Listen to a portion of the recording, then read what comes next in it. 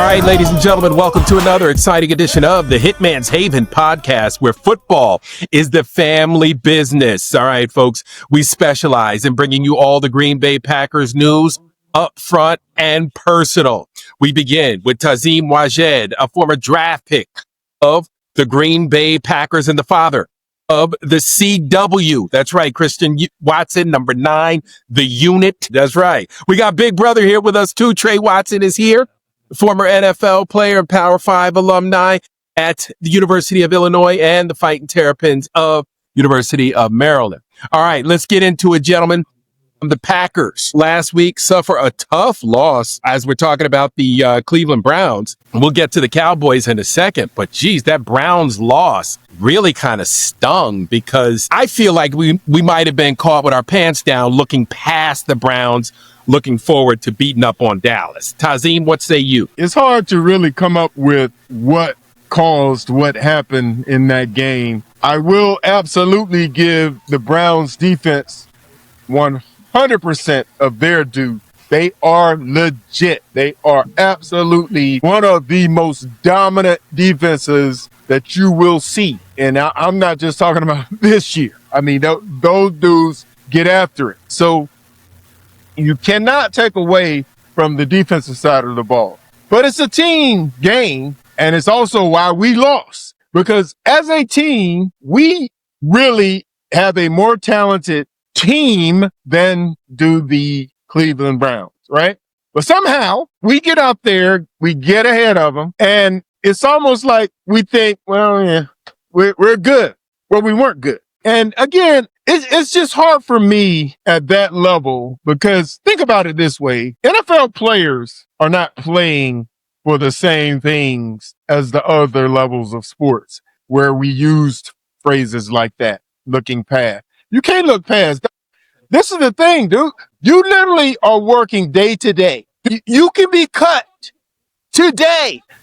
Quite frankly, yesterday in the NFL week before 4 o'clock, oh, you just want to be on the roster at 4 p.m. Eastern time because that means you're getting a check this week. The NFL is the only league that does not have those guaranteed contracts. Now, obviously, corrected it a little bit for the first round rookies, right? They are now starting to have their contracts be fully guaranteed.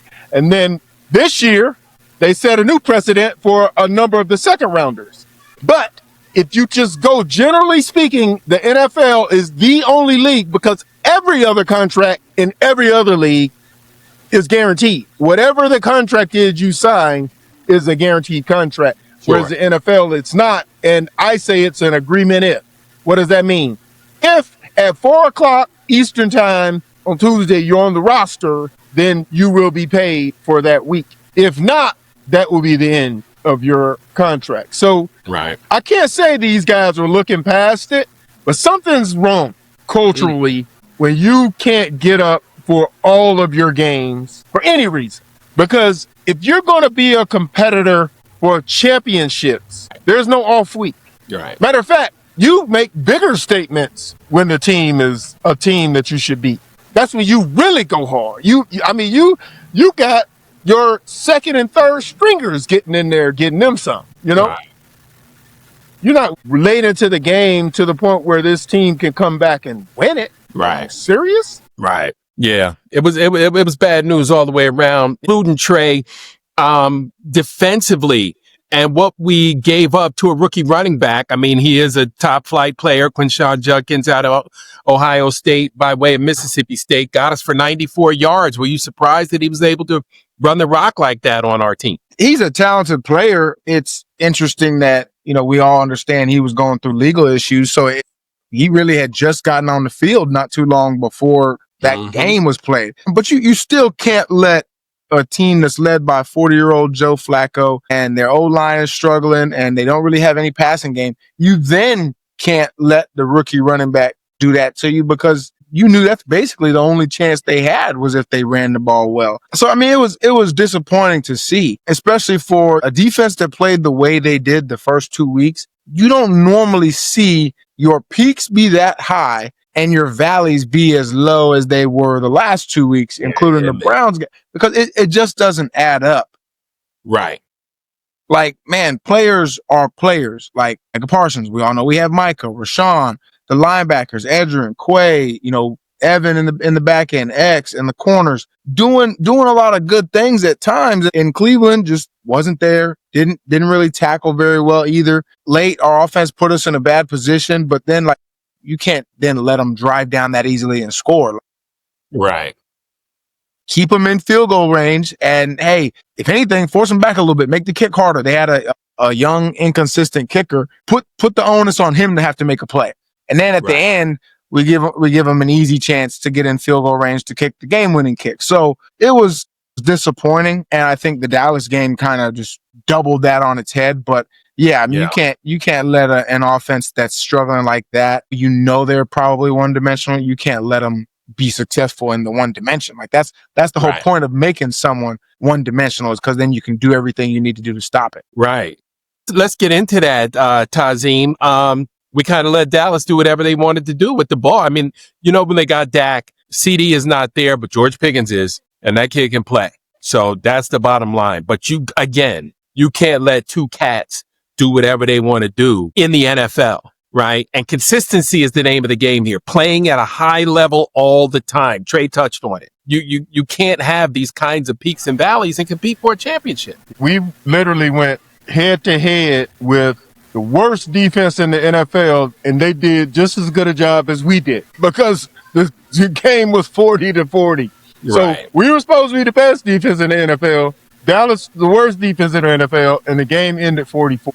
So I'm going to tell you what, you cannot have a performance like that. And if you have the character we believe this team has, right? You can't have a performance like that. First of all, the fact that a performance like that followed up and ending like the one in Cleveland, because it wasn't the whole game that the defense played that way. The defense kind of failed us at the end of the Cleveland game. They were doing their thing for 3/4 of the game, and then at the end of it, it's almost like they were like, y'all gonna leave us just hanging out here? Okay, then we gonna hang with y'all. And so it kind of ended up like that, where they were doing what the special teams offense were doing.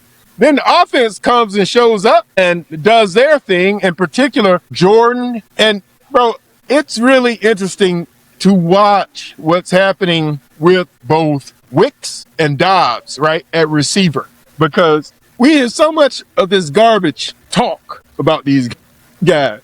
Bro, these dudes are balling, bro. They're balling, okay? No doubt. They're playing very well. And they have played well enough for our team to win each of the games that we played. So now we got to ask ourselves, then, what's the problem? Where is this issue coming up?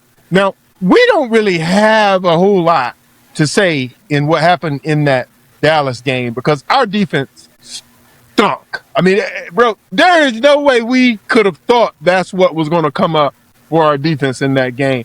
Dak was playing like an MVP in that game. We absolutely helped George Pickens with his contract negotiation in that game. Javon Williams looked like he's back in that game. And we even made them, in some instances, look like now they got a couple of pass rushers in that game, right? So there are areas where we literally gave Dallas hope in a game that they should have been put to sleep. This should have been the game that Dallas got beat so bad that they start questioning themselves.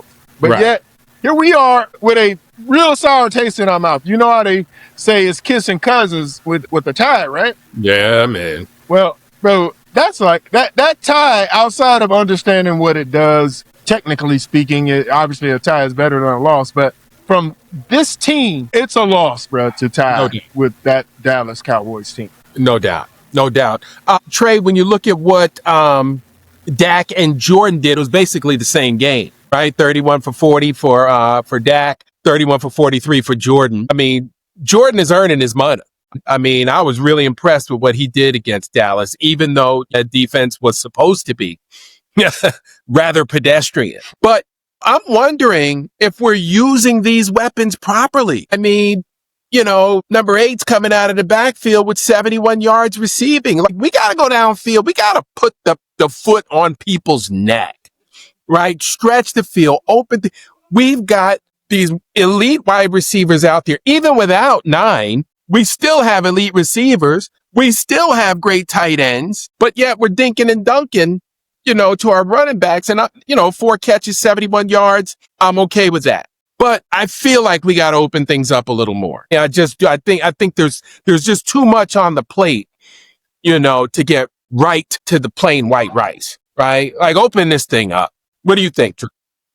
It just feels like outside of one play, the interception late in the game against Cleveland, Jordan is playing lights out football. No doubt. He's putting it where he needs to put it. He's giving all of his playmakers a chance to make plays. And for the most part, guys are making them. Like the Dallas game, he shredded a unit that was supposed to be shredded. Now, even with all that being said, though, to your point, top receivers, Tucker Kraft at tight end, I'm including him as a receiver in terms of getting the ball. Romeo and Wicks, them combined don't have as many targets as some of the single top receivers in targets. We're talking about Puka Nacua and different guys across the league. They have maybe 20 targets each, probably less than that, I think. I don't remember the exact number. 20 for Tucker, 19 for Romeo. Yeah, that's our. You're talking about guys averaging 5 targets a game when there's dudes averaging 10 to 12. Like Jake Ferguson on the other end for the Cowboys. Jake's a good tight end. I like him as a tight end. He's a good player. He ain't Tucker Kraft, though. Certainly not after the ball. He had, I think, 12 and 13 catch games the last 2 weeks, if I'm not mistaken, or somewhere in the season, whether it was 2 and 3 or 3 and 4. And Tucker got 12 targets over a course of 3 games. So you mean to tell me that these other teams can find ways to get their guys the ball, even when the Cowboys last week, they had George Pickens and then they had Jake Ferguson. Their next options were Kevontae Turpin, who's primarily a special teams guy. I know he's dynamic, but he's not a every down receiver. And then they had Jalen Tolbert, who, rotational guy at best. We got guys, and we can't get them the ball nearly at the rate of these other teams. And then, we're sitting here, we still scored 40 points. So it's like, at the end of the day, you have the production, but man, unleash these dudes. Give these dudes an opportunity to maximize what they can give you. Now, part of that, a little bit, is on the O-line to hold up, right? They have to do their job. But just situationally, we are leaving some things on the table. The end of the game situation against the Cowboys, basically letting multiple minutes go off the clock when you're just moving the ball at will and not giving yourself a chance to put it in the end zone. Game should have been over. Yeah, game should have been over, really, because they took forever to run that play, which part of that is on Jordan. He's the quarterback. He has to know the situation and get guys going. But those situations, it's like, man, let your guys go be guys. Right. And instead, we're kind of playing on the conservative side, and it just feels like there's no reason to be doing that. You can trust your quarterback. You can trust your playmakers. Like, what's the holdup? Right. I mean, going down the stretch, we do 2 run plays before we kick the field goal to tie it. I'm telling Jordan, hey, look for the skinny post. If it ain't there, throw it up in the stands. I mean, Jordan is a player that I trust to do that.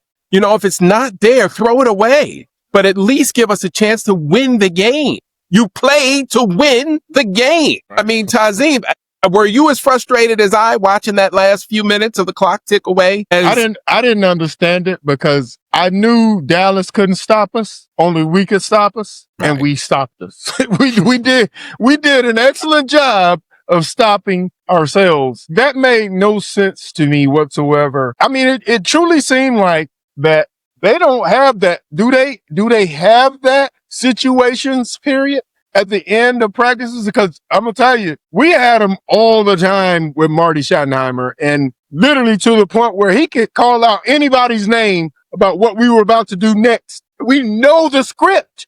We know the situational script even of what's next. Okay, what happens after this?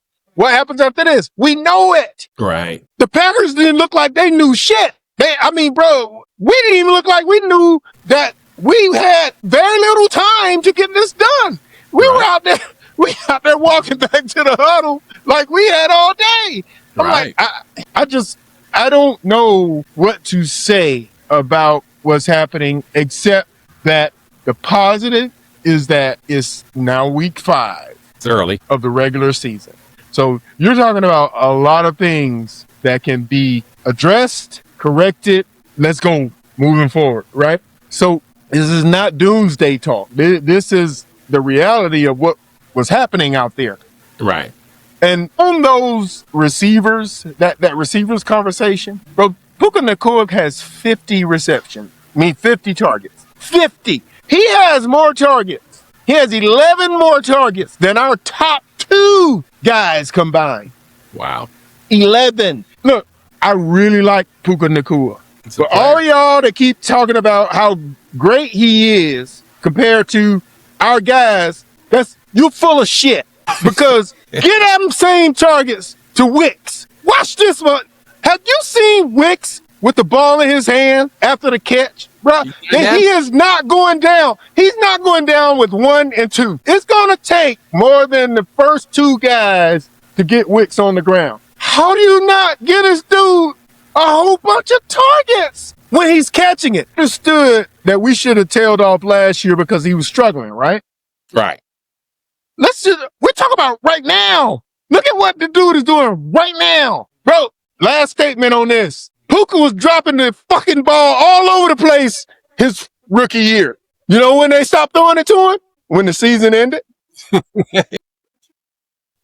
the season was over? Bruh, we got to figure this out, man. We got to get the ball to the guys, man. Absolutely. Before it starts getting late early.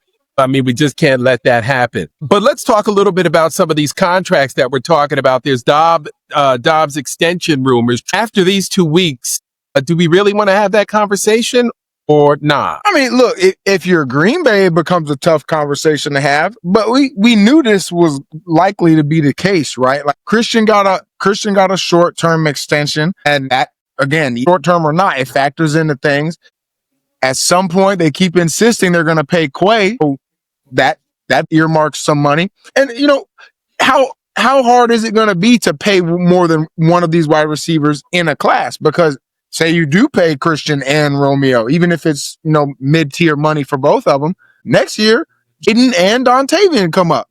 And Jaden's hurt right now, but prior to that, he's been our leading receiver each of his, you know, first couple of years in the league. And Wicks right now is playing great. So what they're doing is, whether it's here or somewhere else, the good news is they're playing themselves into some really good money. Kudos to them for that. Green Bay is going to have a hard time keeping them. And I know, you know, everyone always worried about, hey, you know, we get some comp picks when they go sign somewhere else. Yeah, but a comp pick isn't guaranteed to catch you 3 touchdowns in a game like, you know, Romeo Dobbs just did, or give you Dontavian Wicks' ability after the catch. Like, you have to go start from scratch again. So it's a tough spot to be in if you're Green Bay. But I mean, personally, you know, these dudes are playing good football, even again with limited targets. And somebody out there is going to say, what can I do with that guy with 100 targets, with 8, 9 a game? What can Wicks do for me? And the price tag that'll come along with that. That's what's going to happen most likely for both of those guys in the next 2 years, and Jaden included when he comes back. Absolutely. All right. Schedule-wise, we got the Bengals coming up. There's an opportunity. Tazim, how do we take advantage of it? I mean, do we put a 40 spot up on them? Because they are hurting as much as anybody. They're pretty much about in the same category of defense as the Cowboys, right? In the past, with Burrow, they're in the same category of offense as the Cowboys. So, I mean, this is literally a replication of the game we just had, the one that's coming up. So the question is, who are we? Right. I understand Browning is quarterback and not Burrow, but man, look, we stunk that shit up, right, against Dallas. So who are we? That's going to be the question. I don't have any problem with knowing what we have in the Cincinnati Bengals. The Bengals knew what they had. They didn't think that Burrow was going down, obviously, but look at where they put all their chips. They pushed all their chips in on that offense, and then now they don't have Burrow for an extended period of time. That defense, if Trey Hendrickson wasn't out there, I don't know what they probably be getting 50, 60 a game scored on them. But they do have him. Yeah. And he is still doing what Trey Hendrickson does. So again, it puts us in that same boat of who are we going to be? Right. Because if we are who we are on game day, we don't have to worry about what the other team is. And I'll say that about 31 other teams. Right. If we go out on game day and play and coach to our utmost, it doesn't matter who's on the other side. No doubt. That's a big if right now, though. Absolutely. Absolutely. And Trey, you wanted to jump in on that point? Yeah, I mean, the biggest thing, I mean, dude, you talk about the Bengals, like, look at it in detail. Our offensive line has played horrible the last 2 weeks. Their offensive line is worse. Our running game has been up and down. Theirs has been nowhere to be found. And they got a good running back in Chase Brown, but dude's averaging like under 2 yards a carry. Like, he had 3 yards rushing 2 weeks ago, I think. Like, I mean, and Browning can't get the ball to Chase and Higgins, so it doesn't matter what they do because open or not, if I can't throw you the ball, you're helpless. And we didn't even talk about the defensive side. So, I mean, it's a game that, like, you have to win. I mean, if the last 2 weeks aren't a wake-up call, then everyone in the organization has to have a heart-to-heart conversation about what they're there to do, because you missed your first wake-up call and you lost, and then you run into the second one and you probably should have lost. If Micah doesn't run Dak down there at the end, they score, and it becomes extremely hard to say we're just going to run back down the other way and score 7 points. So there's only one, and you're coming out of a bye week. Great teams do not lose coming out of bye week, especially not against not very great teams. Like, I think the Bengals have 2 wins, but it feels like they should have none. Just the way they played the last couple of weeks. Like, if we were doing power rankings at the bottom, they might be 31st or 32nd, depending on how you look at it, depending on who you ask. Yeah, and the thing about this team, too, and then we can move on, but you can't be Clark Kent and then expect to just throw your cape on, right? You got to get used to being Superman all the time, right? And playing at a high level all the time. That's what the great teams do. Great teams mash those teams they supposed to mash. And then we're coming into this bye week. What's the talk with MLF talking about Christian's return? I'm sure you guys saw that blur, and they're talking about getting him back and where his progress stands. What we know is that what we've seen on video, you know, at least earlier this summer, looked damn good, and he looked damn strong. What do y'all think about his return? Well, in this case, this is something where I'm gonna have to plead the fifth. I mean, I know the plan. It's just not my job to tell it. Right. Yeah, the people people are not going to hear that one from us in terms of what the plan is. But look, let's just say that I believe the Packers will receive a big boost when he does get back out there. No doubt. No doubt. Trey, same thoughts? Yeah, man. Look, when they let him loose, you know, which sounds like it might be sooner than later, they're going to let him loose. And that's all there is to it. Cool. He's telling everybody he feels great. The staff is saying that things are trending the way they need to be trending. And no better time to get number 9 back in the mix. Absolutely. That would be a huge boost, especially in the locker room and on the field as well, knowing you got that weapon coming back. All right. Let's talk about some of these injuries this week.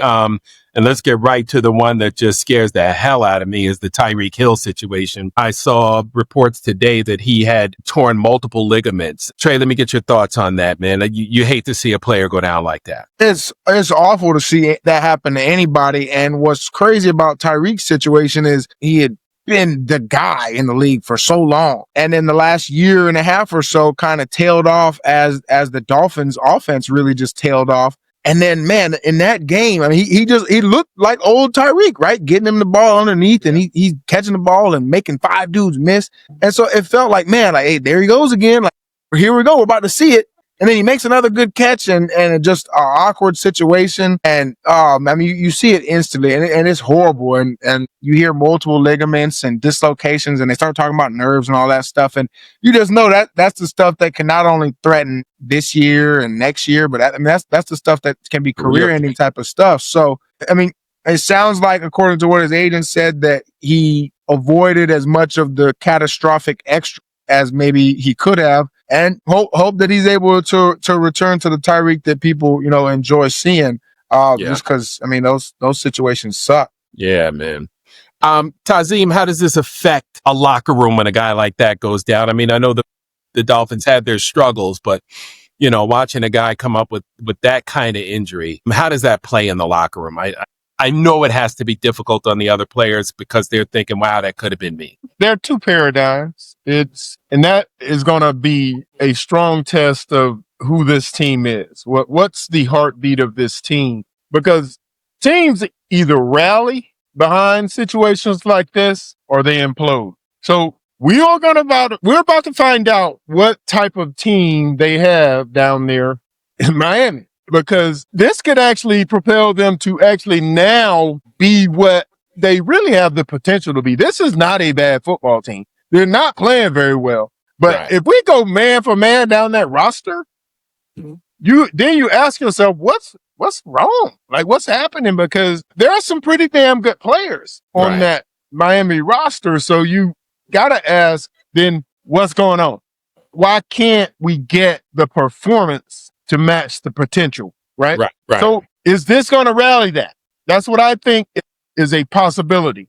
Watching the injury though, look, Mark, the reality is, because I have had the couple of catastrophic type injuries, I'm never going to, in the public space like this, speak the negativity into the atmosphere. Right. But I saw it, you saw it, and everybody else saw it. And in my opinion, hopes and meditations and prayers, all of the positive stuff for Tariq is about quality of life. Right. I'm not concerned about football for Tyreek right now. We need and hope for this young man to have a quality of life on the other side of that. Absolutely. Let's move on now to tomorrow night's game, or Thursday night's game. San Francisco, Brock Purdy out again. Mac Jones is going to get the start. Is San Francisco the same team without Brock Purdy? I think not. Trey, what say you? They're in an odd place because they don't have a bad record, but like they're coming off losing to the Jags, and it just doesn't feel like the old 49ers. Like Christian McCaffrey is still making some plays, but it doesn't feel like the Christian McCaffrey scoring touchdowns 18, 19 games in a row, Christian. And it doesn't, the talk about Trent Williams isn't the same, hey, no one gets past Trent Williams. Mm-hmm. Nick Bosa's out for the year. Ayuk is still recovering from an injury. They don't have Debo anymore. So like you just go down the list and it just feels like a different team. And like Brock came back last week from injury and didn't look all that great. So can Mac Jones hold the ship steady? Sure, probably. But when you're talking about in a division where Arizona isn't as bad as they've been in the past, I know they lost James Conner, but they're still not, they're not a bad football team. Seattle has some really good pieces. And then the Rams don't like they can be stopped on offense. And they have a defensive line that will cause headaches all day. It just seems like they might run into a buzzsaw at some point and get caught. So it just feels like, which direction are the 49ers going to go right now? It's kind of up in the air. Right. Cleveland Browns, speaking of quarterbacks, they're going to bench Joe Flacco, surprise, surprise, throw Dylan Gabriel into the fire. Sounds a little early for me based on what I saw in the preseason. I mean, he did throw some garbage time touchdown pass against the Ravens. Tazim, is he ready for prime time? Well, I don't even think it's about him being ready. We just know that Joe ain't it. And the unfortunate thing is that they couldn't have figured that out before now. I mean, we're not talking about, when you make the comparisons, okay, the 40-plus-year-old quarterback, right? Right.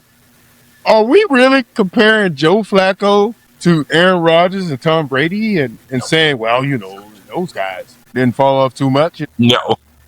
Bro, Joe Flacco is not even in the same hemispheric circle. I mean, I'm talking about you could draw a circle as big as you want to. Joe Flacco is nowhere near in the same circle as Tom Brady and Aaron Rodgers. So it's like, if you all were going to get a veteran quarterback who is going to kind of carry things a little bit, and I think that whole little playoff run that Joe had 2 years ago must have thrown him off a little bit, thinking like, okay, first of all, y'all do remember that Joe came on in the end of the, like he wasn't the quarterback the whole year. He came on in the tail end of the year, which is a totally different way of leading the team, being game planned for, and all of those things. They know Joe is the quarterback right now. and they know how to attack Joe. and he, I mean, he's been very bad. It's pretty much about as all we can say.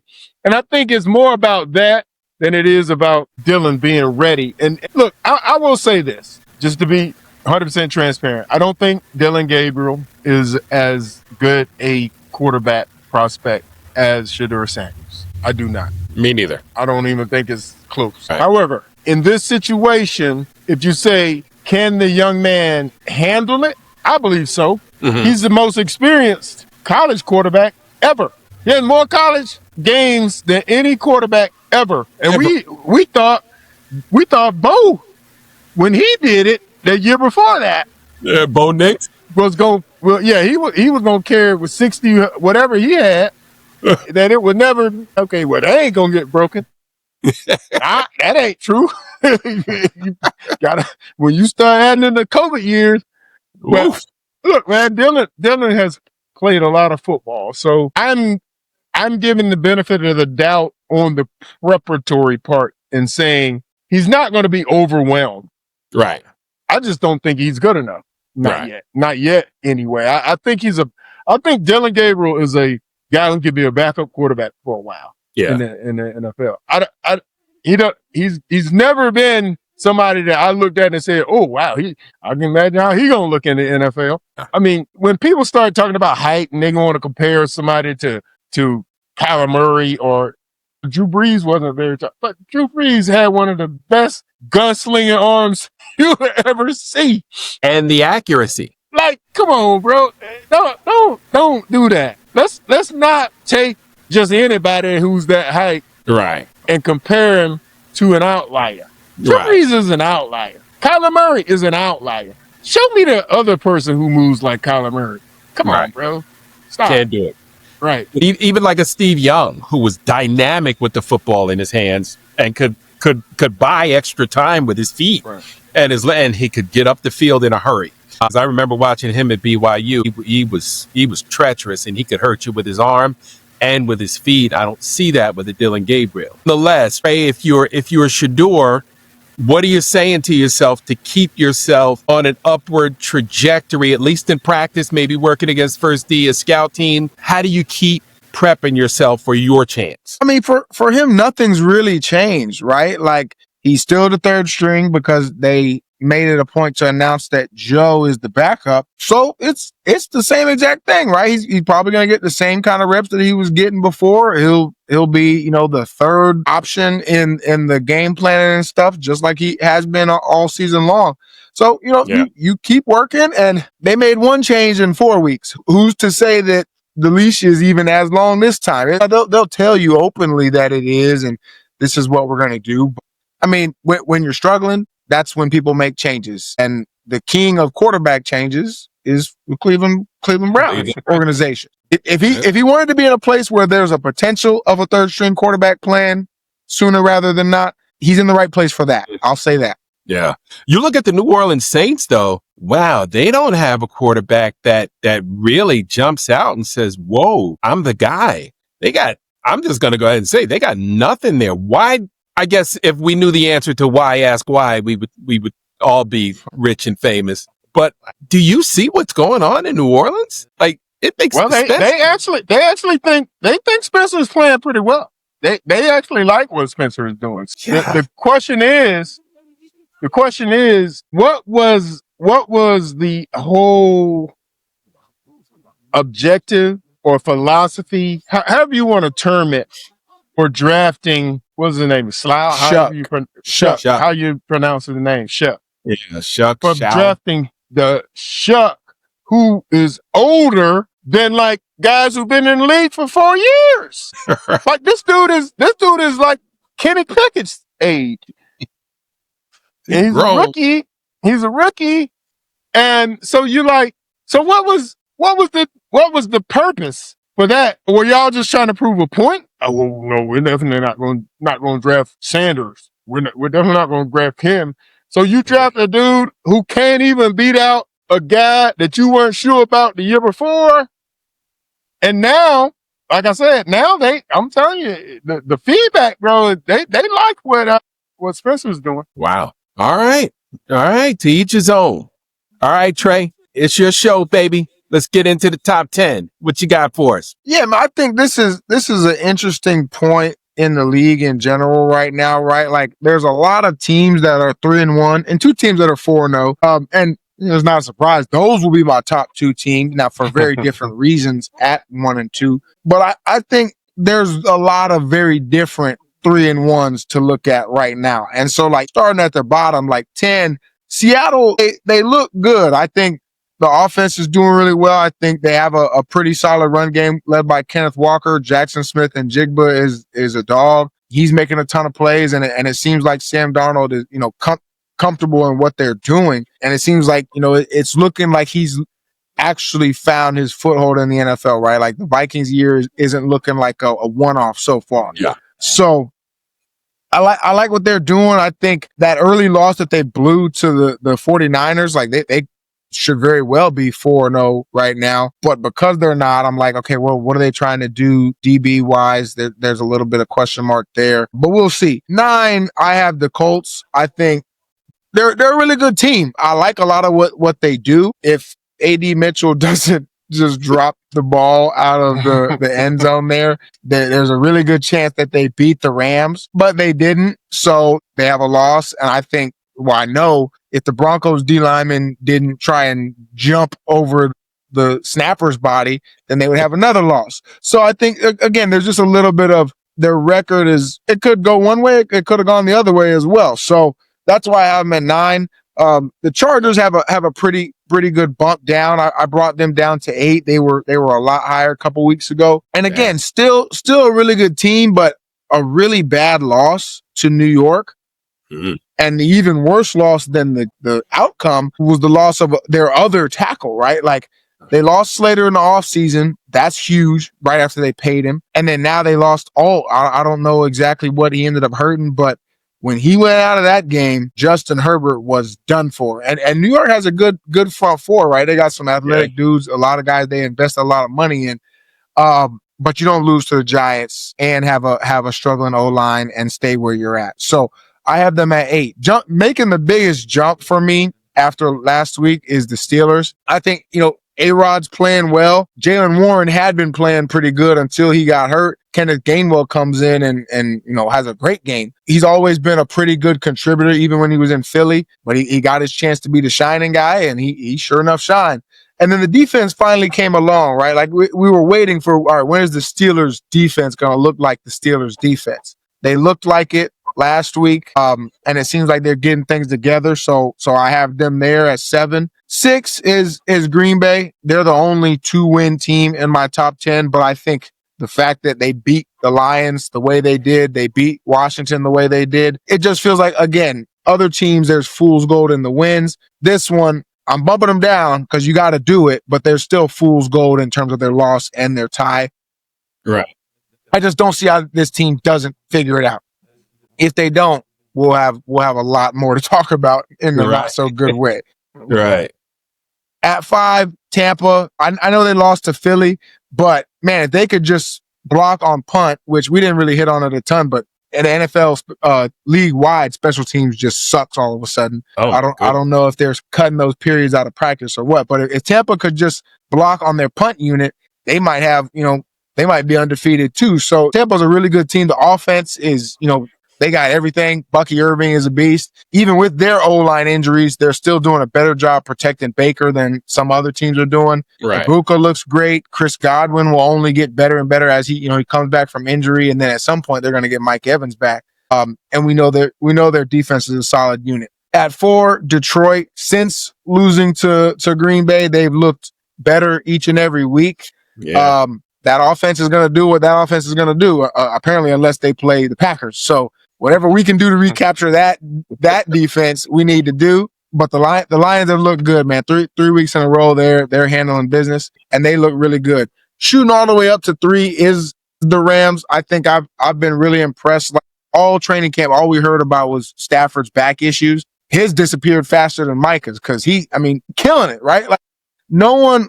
I said it over the weekend, but no one is better at getting the guy he wants to get the ball than Sean McVay. And clearly that message has been relayed and it translates in Matthew Stafford's play because they get Puka the ball whenever they want, however they want. Kyron Williams and Blake Corum make for a good running game.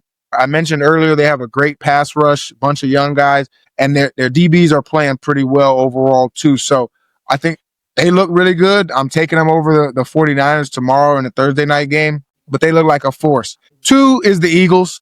They're 4-0 and they've won basically like 4 different ways in each of their wins. Still not loving the offense, but at the end of the day, like special teams, they have 2 special teams touchdowns 2 weeks in a row. So clearly they're practicing that stuff, unlike some of the other teams in the league. And again, I got to believe at some point they're going to get A.J. Brown the ball at a respectable level. Saquon will get going probably a lot of the way we saw him going last year. And again, young, strong defensive line, good group of linebackers, and some young playmakers in the secondary. One is the Bills. I think they're a far one from everybody else. Just because they look like the most complete football team. Outside of Josh Allen, they don't have other superstars, but everyone is playing just really good football across the board. Doesn't matter who they play, doesn't matter how they really have to play. They have different guys who can contribute. Multiple running backs can get going. All of their tight ends play and block and catch the ball. Shakir can go off like he did last week.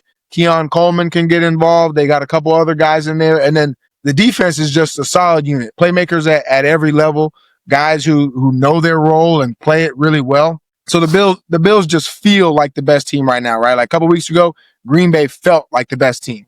Things have changed, and it just feels like the Bills are a step ahead of everyone else right now. I like it.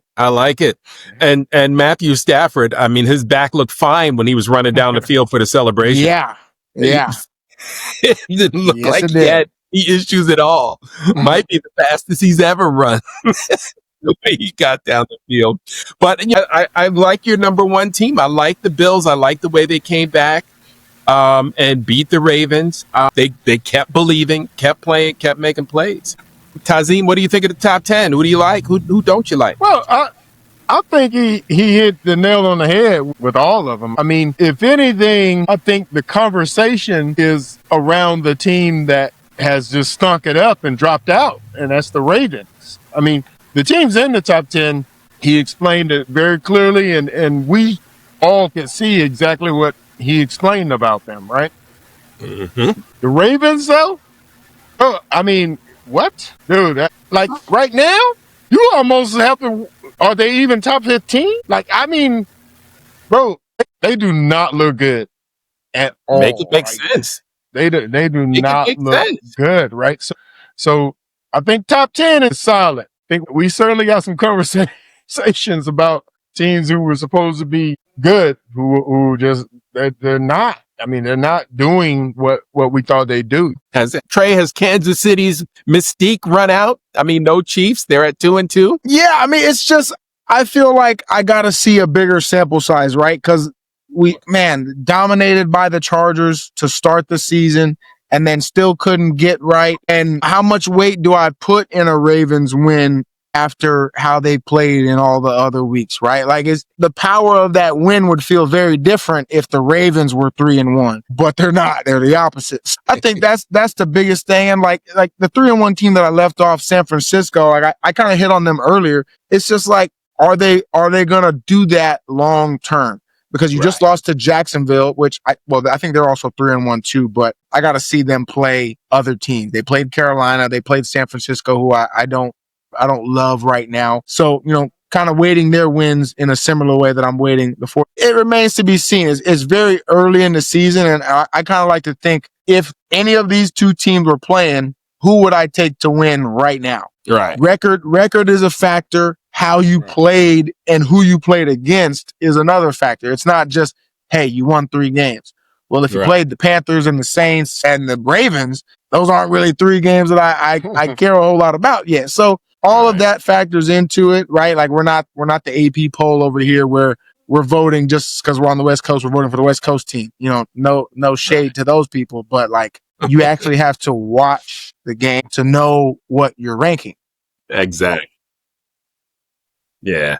Tazim, the bigger surprise, The Ravens at 1-3 or the Colts at 3-1? What's the bigger surprise to you? It's the Ravens at 1-3. Look, many times playing solid football is not a mystery. I mean, he's been in the league for 8 years, and for 8 years. I mean, you put him around some weapons that he can hand the ball off to or toss the ball to, and you protect him. I mean, Quentin Nelson's still up there, right? Up there, bro. I mean, he was in the opposite situation in New York. I mean, so you were asking Danny Dimes to do something that you were asking him to be Patrick Mahomes. He can't do Patrick Mahomes. He can do, okay, protect me, let me see the lanes, let me see my guys, and I can distribute the ball. And so that's what he's doing. There's nothing phenomenal yet. We got to see how is this going to stack up with 10 games, right? What is it going to look like then? But to see the Ravens doing what they're doing and really to have no real answer, because, bro, the defense is not even playing well. Like, it'd be different if we were like, well, defense still balling. They got the Ravens defense. No, they're not. I mean, bro, what can we point to? You know what I'm saying? We have King Henry fumbling every game. I mean, damn. Like, literally, whatever can go wrong is going wrong. Sans Lamar playing great. Like, Lamar has actually been playing some really top level football on paper, right? But yet they're not winning. They're not turning the corner.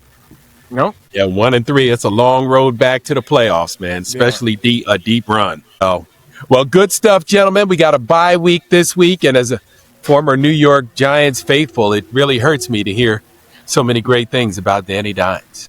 But, that is the game. C'est la vie. But that's it for this edition of the Hitman's Haven podcast. Gentlemen, thank you so much for your insight, knowledge, and in-depth reporting. Be sure to like and subscribe and pick us up wherever you get your favorite podcasts at Apple and Spotify. That's it for us.